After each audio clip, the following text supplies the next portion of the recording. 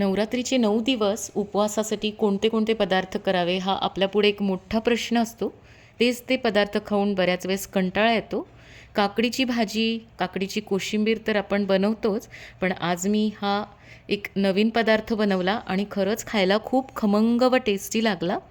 तर इथे मी आता त्यासाठी एक काकडी घेऊन त्याचं साल काढून घेतलं आणि नंतर त्याला किसणीवर किसून घेतलं.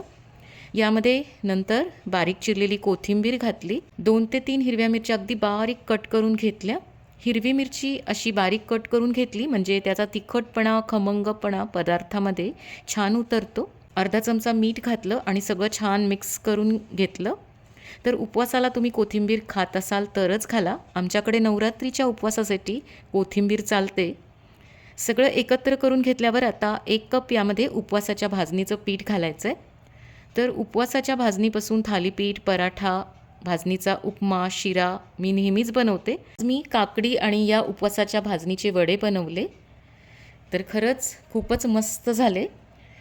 हे वडे खुसखुशीत होण्यासाठी आता यामध्ये 1 टेबलस्पून तेल घातलं आणि पीठ आपल्याला भिजवून घ्यायचं आहे. तर यामध्ये वरून पाणी घालायचं नाही, म्हणजे गरजच पडत नाही. काकडीच्या रसामध्येच हे पीठ छान भिजून होतं. आणि तुम्हाला असं वाटलं की पीठ फार सैल झालं आहे तर थोडंसं उपवासाच्या भाजणीचं पीठ तुम्ही आणखी घालू शकता. आणि थोडीशी आंबूस चव यामध्ये आवडत असेल तर एखादा चमचा दही घातलं तरी चालेल. पीठ आता मी इथे भिजून घेतलं आहे.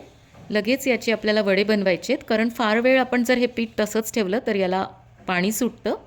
पोळपाटाला मी आता थोडंसं तेल लावून घेतलं आहे. थोडंसं मळून घेऊया म्हणजे या पिठाचा चिकटपणा कमी होतो. तर आपल्याला पाहिजे तसं छान पीठ तयार झालं आहे. फार सैलही नाही आणि फार घट्टही नाही.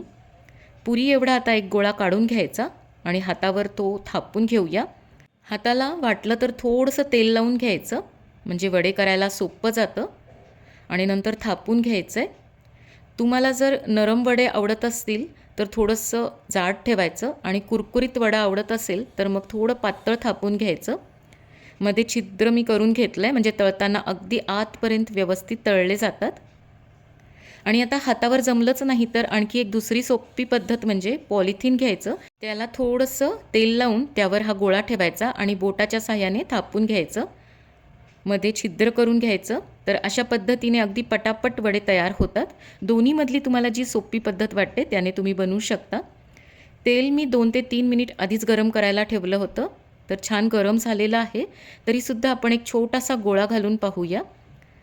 तेल व्यवस्थित तापलेलं असलं म्हणजे वडे तेलकट होत नाहीत, त्यामुळे तेलाचं टेम्परेचर आधी चेक करून घ्यायचं.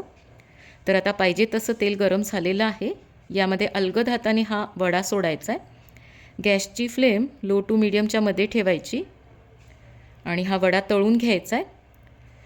उलटसुलट करून तळायचं म्हणजे दोन्ही बाजूने एकसारखा रंग येतो. तर मस्त असा याला आता रंग आलेला आहे, व्यवस्थित तळून झाला आहे. तर काढून घेऊया. आणखी एक यामध्ये मी वडा सोडला आहे. तर वडा सोडल्यानंतर झाऱ्याने असं त्यावर तेल सोडायचं म्हणजे या वड्याला वरूनसुद्धा हीट मिळते आणि व्यवस्थित तळल्या जातो. उलटसुलट करून दुसरा वडासुद्धा मी इथे तळून घेतला आहे. हा सुद्धा एकदम मस्त तळल्या गेला आहे. अशाच पद्धतीने आता सगळे तळून घ्यायचेत.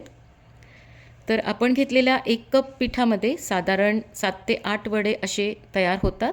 सोबत दही किंवा तळलेली मिरची असली की खायला मस्त खमंग टेस्टी लागतात.